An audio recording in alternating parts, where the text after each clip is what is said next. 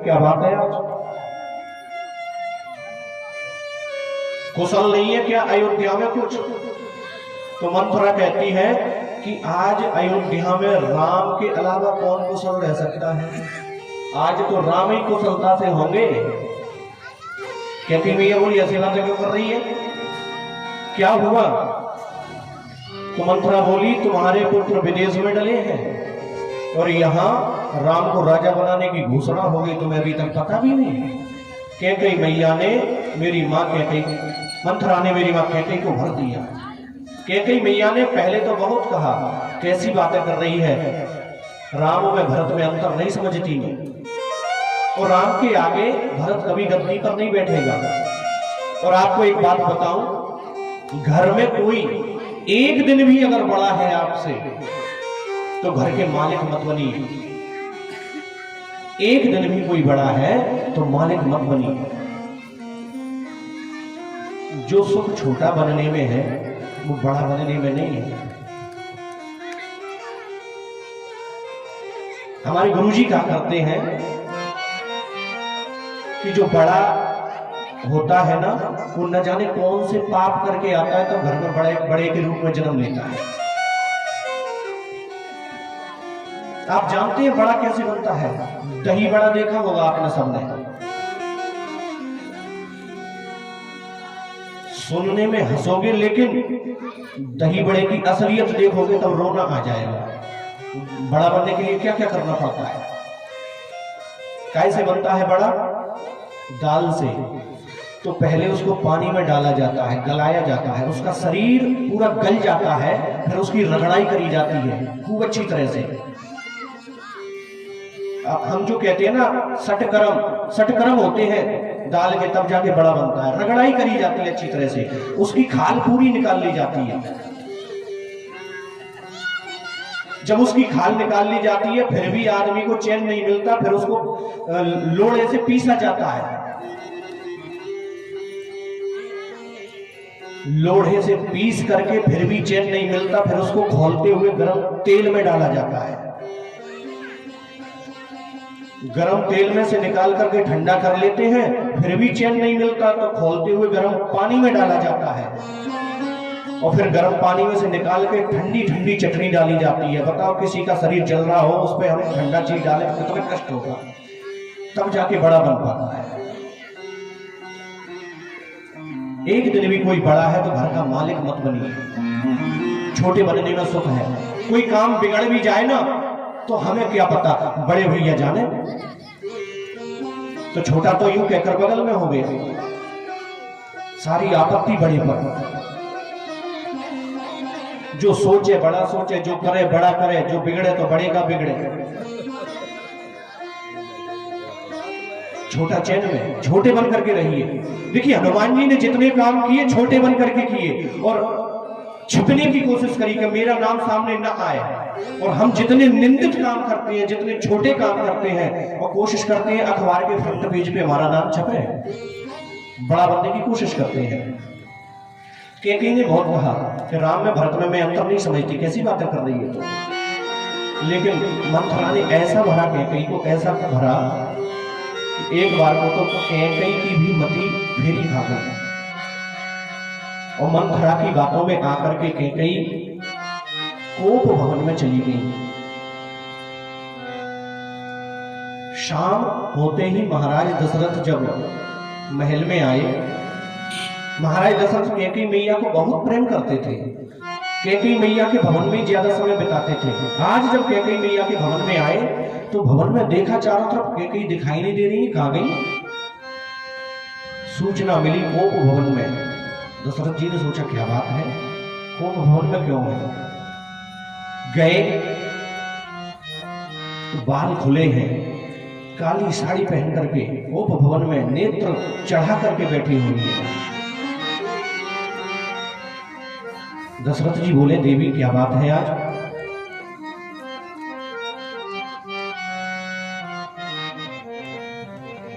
तब मां कहती है कि कल सुबह राम का राज्याभिषेक हो रहा है। दशरथ जी से कहने लगे ओ तुम्हें सूचना नहीं दे पाई इसलिए आप नाराज हो गए। अरे मैं तो सोच रहा था कि तुम्हें सूचना तब दूं जब राम राजगद्दी पर बैठ जाए, अचानक तुम्हें ले जाकर उनके सामने खड़ा करूं। तुम इतना प्रेम राम से करती हो तो तुम्हें देख करके कितनी खुशी होती, इसलिए सूचना नहीं दी मैंने। तो इसी आप इस कारण नाराज हो। कोई बात नहीं देवी, तमाम समझाया दशरथ जी ने।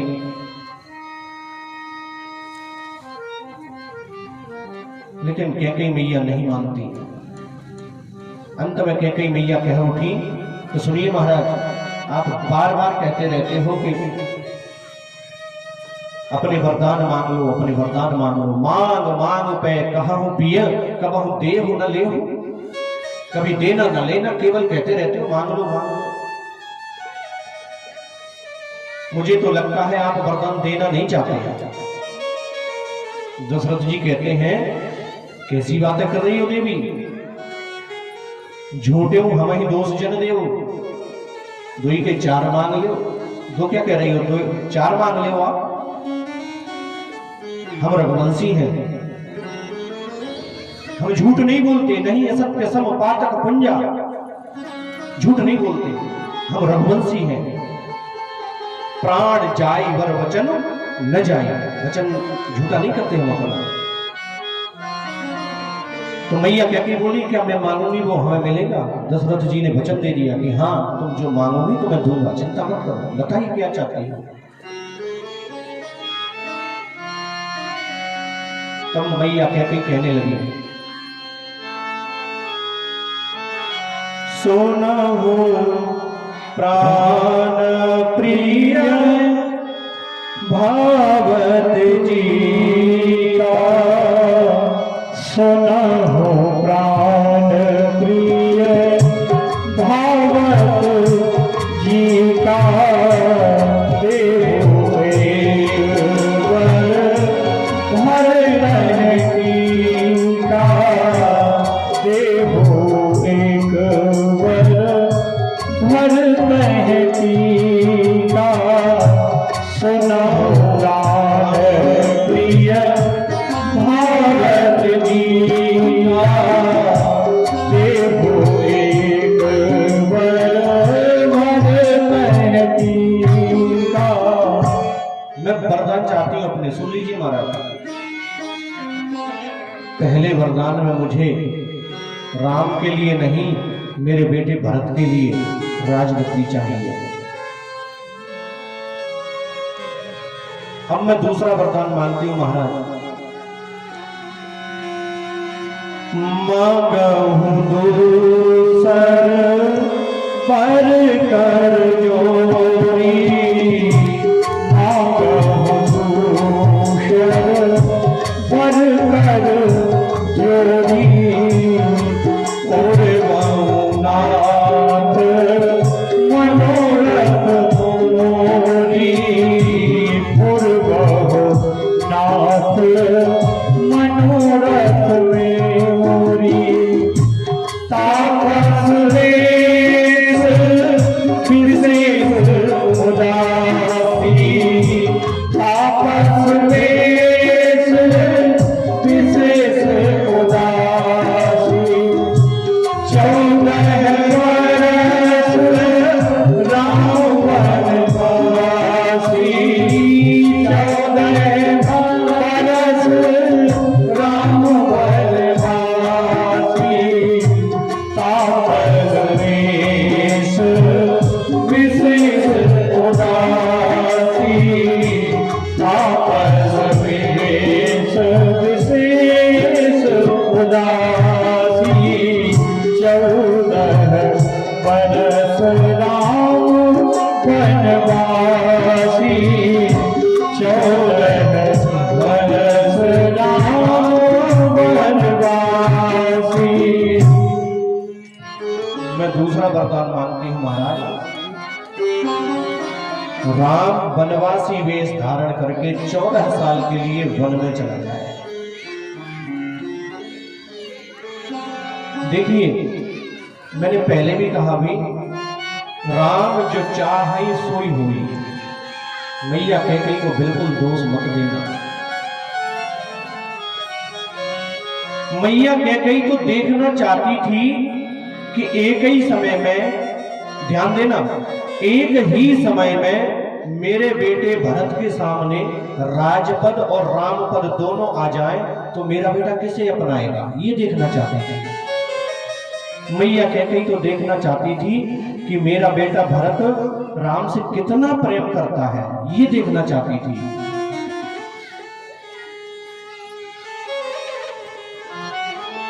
और अच्छा एक बात बताएं, टीका का मतलब क्या होता है? टीका माने क्या होता है? हम आम बोलचाल की भाषा में भी कहते हैं ना, उस व्यक्ति को तो मैं देख लूंगा, मेरे बारे में बहुत टीका टिप्पणी कर रहा था। टीका माने बुराई। अपने बेटे भरत के लिए क्या मांग लिया? बुराई। कहते हैं ना हम, मेरे बारे में इतनी टीका टिप्पणी कर रहा था, समय आने पर देखूंगा मैं। अपने बेटे भरत के लिए बुराई मांग ली।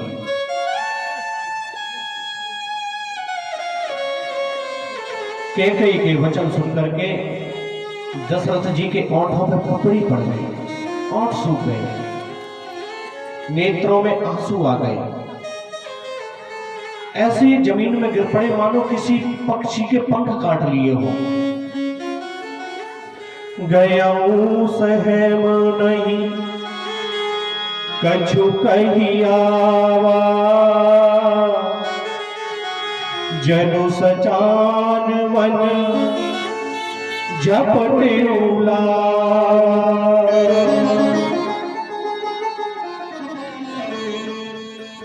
ऐसे हो गए दशरथ जी महाराज मानो बाज बटेर पर झपट पड़ा हो।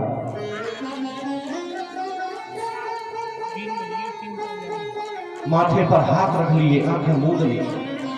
माथे हाथ मूंद दो लोचन, तनु धरि सोच लाग जन्म सोच। सोच में पड़ गए।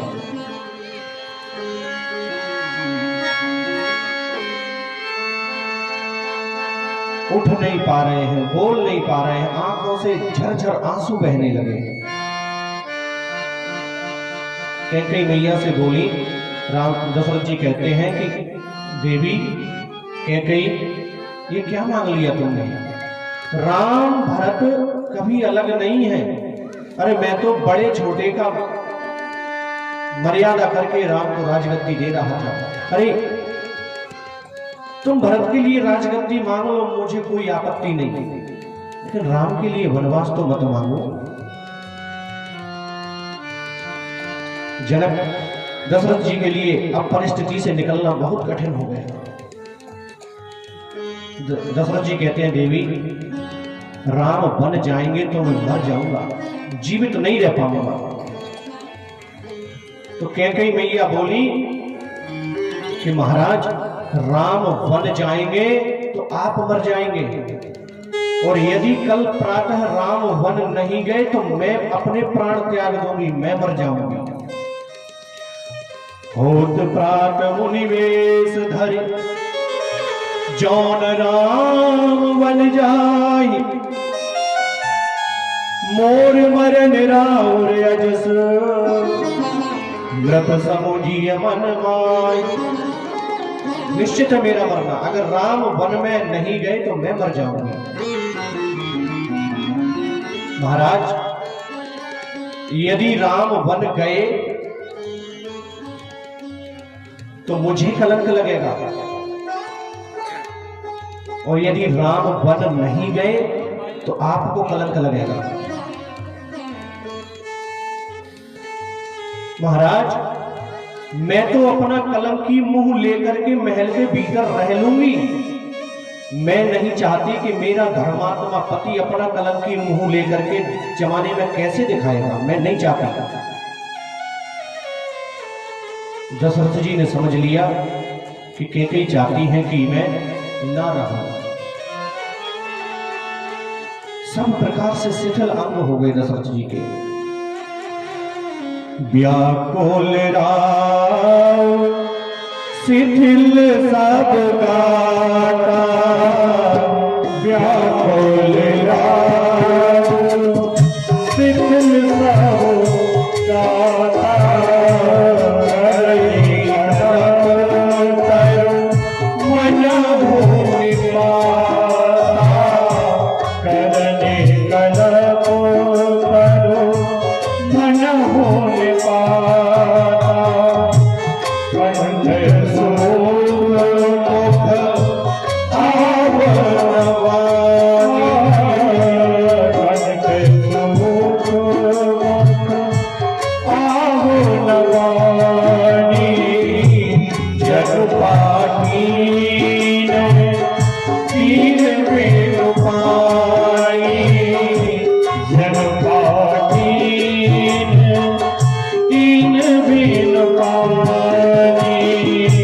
जग पावी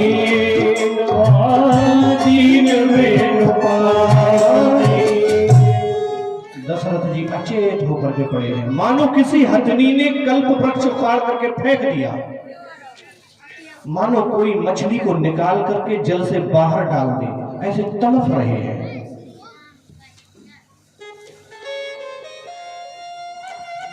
लेकिन कैकेयी मैया उसी ठाट में खड़ी हुई है। विचार करिए कि कैकेयी मैया ने भी उस समय अपने हृदय पर कौन से पत्थर को रखा होगा। जो राम से इतना प्रेम करती थी, आज कितनी कठोर बन गई। किसके कारण?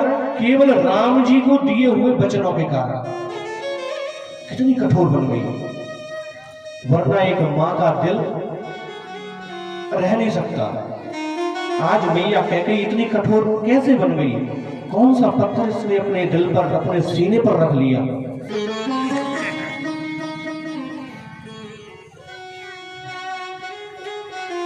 महाराज दशरथ सूर्य नारायण भगवान को मनाने लगे, प्रार्थना करने लगे, हे प्रभु आप है ना, सुबह निकलिएगा मत,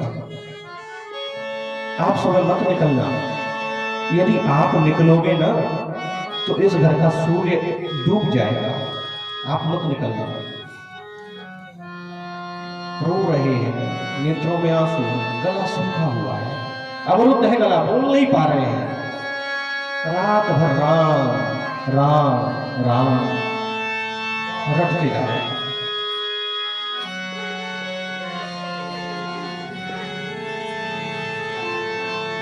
दशरथ जी की वीरता के बारे में क्या कहें। धीरे धीरे करके रात बीती, सुबह हुई। पूरे नगर में बात तो फैल ही गई थी कि सुबह राम को राजा बनाया जाएगा। भीड़ लग गई दरवाजे पर। लेकिन देखा, मंत्रियों ने देखा कि महाराज जो ब्रह्म मुहूर्त में जाग जाते थे, आज क्या बात है, अभी तक जागे नहीं, अभी तक आए नहीं, क्या कारण है? पछिले पहर भूप नित जागा, आज हमहि पड़ल अचरज लागा। आज क्या कारण है? महाराज अभी तक क्यों निद्रा में हैं? नगरवासियों ने सुमंत्र से कहा, आप जाइए देखिए महाराज क्यों नहीं जागे, क्या कारण है? जाहु सुमंत्र जगावहु जाई, कीजिए काजु रजाय सुपाई। महाराज आप जाइए, देखिए महाराज अभी तक क्यों नहीं जागे। सुमंत जी गए, देखा कहीं महाराज नहीं दिखे, पता चला कैकेयी के भवन में महाराज हैं। जैसे ही कैकेयी के भवन में घुसे, सुमंत ने जो दृश्य देखा, डर गए। सुमंत को ऐसा लगा कि कोई दौड़कर काट खाएगा मुझे, कोई मार देगा मुझे। सुमंत को लगा आज न जाने कौन सी विपत्ति आ गई है। फिर उस भवन में गए जहां महाराज दशरथ और मैया कैकेयी थे। महाराज दशरथ को देखकर तो सुमंत सूख गए। जैसे एक सूखा पेड़ होता है ना, जो हरा पेड़ होता है उस वह तो हिलता डुलता है, सूखा पेड़ नहीं हिलता। ऐसे ही खड़े के खड़े रह गए, सूख गए। क्या देखते हैं कि महाराज के चेहरे का रंग उड़ा हुआ है, महाराज सोच से व्याकुल हैं। जमीन पर ऐसे पड़े हैं जैसे कमल अपनी जड़ को छोड़ करके मुरझा जाता है। सुमंत जी की भी हालत बिगड़ गई। महाराज को रात भर नींद नहीं आई, राम राम राम राम रटते रटते निकाल दी। सुमंत ने जैसे महाराज के पास जाकर कहा, महाराज क्या बात है, क्या हुआ? महाराज ने सुमंत की आवाज सुनी तो कुछ चेतना आई और सुमंत से तुरंत बोले, सुमन एक काम करो, तुम राम को बुला करके लाओ।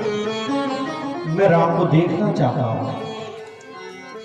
मैं राम से मिलना चाहता हूं, बुला के लाओ राम को। सुमंत जी राज आज्ञा पाकर के राम जी को बुलाने गए। राम जी ने सुमंत जी को आते हुए देखा तो पिता के समान आदर किया। ये संस्कार होते हैं। कल बताया था अपने बच्चों को संस्कार की पढ़ाई पढ़ाना, बच्चे भूल न जाएं कि हमें किसका सम्मान करना है, किसका नहीं करना। देखो बच्चे हम जो कहते हैं वो नहीं करते हैं, बच्चे क्या करते हैं, जो हम रहते हैं वो बच्चे करते हैं। तो बच्चों के सामने कहिए मत, बच्चों के सामने रहिए। आप चाहते हो कि बच्चे बड़ों के पैर छुए तो आप भी बड़ों के पैर छुओ, देखते देखते वो भी छूने लगे। आप झुकना नहीं जानते, बच्चों को झुकाना सिखा रहे हो, कभी नहीं सीखेंगे। महाराज जनक दशरथ जी के कहने पर जब सुमंत जी गए तो राम जी ने पिता के समान सम्मान किया। राज आज्ञा मान करके, पिताजी की आज्ञा को स्वीकार करके राम जी सुमंत जी के साथ गए। पता है आज से पहले राम जी ने दुख शब्द सुना नहीं था कि दुख होता क्या है।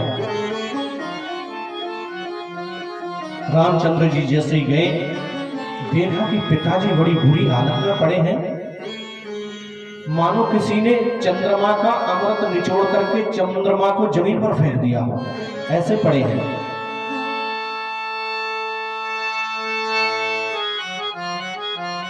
राम जी ने जब जनक जी को, महाराज दशरथ जी को इस हालत में देखा कि और सूख रहे हैं, सारा शरीर जल रहा है, मानो मणिहारा सांप मणि के बिना तड़फड़ा रहा है,